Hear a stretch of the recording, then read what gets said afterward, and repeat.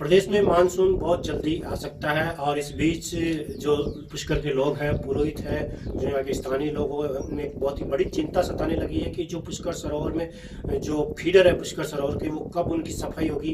कब उनकी मरम्मत होगी, ताकि जब मानसून में जो पानी आए तो साफ पानी और निर्मल पानी पुष्कर सरोवर में आए। अभी हम देख सकते हैं जो हालात है फीडर के, हम करेक्टली फीडर में खड़े हैं। इसके आप दोनों तरफ देख सकते हैं कि मिट्टी के बड़े बड़े ढेर हैं यहाँ पर, और बड़े मात्रा में पत्थर है, कचरा है, और दोनों साइडों में काफ़ी हद तक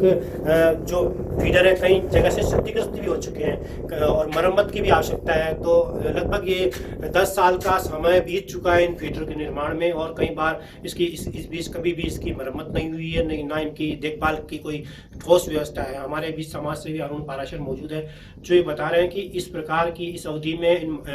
जो इन फीडर है इनकी सफाई बहुत ही जरूरी है, और इस सफाई के इस अभियान में लॉकडाउन के चलते सोशल डिस्टेंसिंग का ध्यान रखते हुए उन नरेगा मजदूर को काम में लिया जा सकता है, मनरेगा के श्रमिक काम में लिए जा सकते हैं जो विभिन्न क्षेत्रों पुष्कर के ग्रामीण क्षेत्रों से जुड़े हुए, और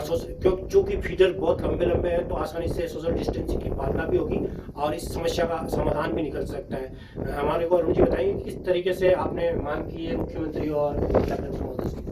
राष्ट्रीय जल संरक्षण योजना के तहत पुष्कर सरोवर में मिट्टी रहित जल लाने के लिए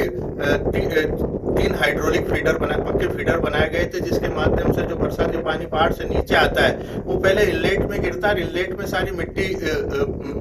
रोक ली जाती है, उसके बाद वो फीडर के माध्यम से, पक्के फीडरों के माध्यम से जल सरोवर तक जाता है। तो ये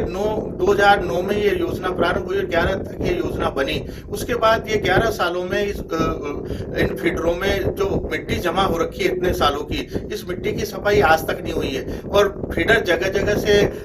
जो क्षतिग्रस्त हो रखा है उसकी भी आज मरम्मत की आवश्यकता है। और फीडर के किनारे जो सर्विस रोड बनाई गई है इसकी मिट्टी को बाहर निकालने के लिए, या जब जब इसकी मरम्मत होगी उसकी सहायता के लिए, तो उसमें भी झाड़ झंकार इतने आ चुके हैं कि वहां से आपका निकलना मुश्किल हो रखा है। तो आज परिस्थिति यह है कि मानसून 1 महीने बाद सामने है, और पुष्कर इन फीडरों में, जो तीनों फीडरों में जिस प्रकार की मिट्टी जमा है, मैं मिट्टी तो नहीं कहूंगा इसको, ये बजरी है, जो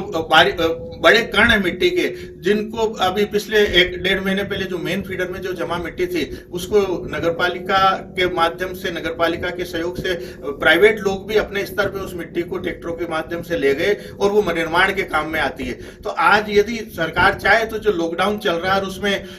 लोगों को रोजगार नहीं है, और मनरेगा में इस कार्य को सरकार करवा सकती है, तो माननीय मुख्यमंत्री जी और जिला कलेक्टर साहब से हमने मांग की है कि मनरेगा में मजदूरों को लगा के और एक सोशल डिस्टेंसिंग रखते हुए इन सभी फीडरों की और सर्विस रोड की पर्याप्त मात्रा में सफाई और इनलेट की सफाई करवाई जा सकती है, जिससे जो आगामी समय में जो पुष्कर सरोवर में जो पानी बरसाती जल आएगा वो निर्मल व साफ सुथरा आएगा, बिना मिट्टी के आएगा। और हमारी ये जो योजना है वो इस मिट्टी को रोकते हुए ही पुष्कर सरोवर में निर्मल जल लाने की है, पर लेकिन आज 9 साल में 10 साल में इसकी कोई सफाई मरम्मत नहीं हुई। आज जरूरत है इसकी युद्ध स्तर पे मरम्मत करने की और इन तीनों फीडरों को मिट्टी रहित करने की। ये थे हमारे साथ अरुण पाराशर, जो कि बता रहे थे कि सरकार ने बहुत ही अच्छी मंशा के साथ इन फीडरों का निर्माण कराया था। मंशा यही थी कि पुष्कर सरोवर में शुद्ध और निर्मित जल जाए, लेकिन एक बड़ी चूक हुई है कि इनका जो देखभाल है, उनकी मरम्मत का काम किसी प्रॉपर एजेंसी को नहीं दिया गया, जिसका परिणाम है कि लगभग 1 दशक से पुष्कर सरोवर के जो फीडर है इनमें मिट्टी, कचरा और मरम्मत करने के लिए कोई ठोस कार्य प्रबंधन की व्यवस्था नहीं है। तो आशा और अपेक्षा करनी चाहिए कि इस लॉकडाउन में जो मनरेगा के श्रमिक है उनसे प्रशासन काम में ले और अच्छे से जो आस्था से जुड़े हुए विषय में एक गंभीर पहल करे। पुष्कर से दिलीप नागरा के साथ सीताराम पाराशर, स्वामी।